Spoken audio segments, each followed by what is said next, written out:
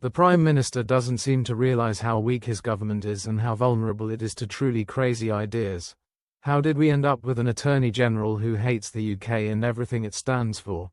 A man whose whole career has been about representing enemies of the British state, who delights in criticizing our sovereignty, in smearing our nation's past, and who thinks Brits in general are a bunch of knuckle-dragging colonialist racists.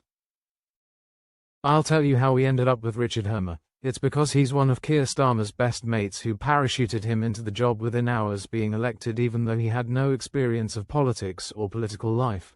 Starmer had kept the appointment secret from everyone around him, including Emily Thornberry, who thought she was a dead cert for the job. And I'm guessing he did that because anyone with half a brain would have told him the appointment was lunacy and would be a catastrophe for the country. And so it has turned out to be.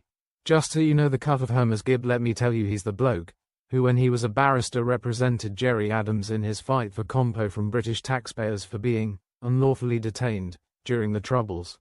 Just before his cabinet appointment, he was representing Afghan families who'd accused British special forces of war crimes.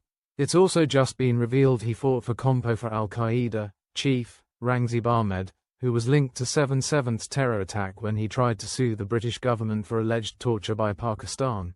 He also acted for Shamima Begum, claiming she should be allowed to return here despite dire warnings from security services.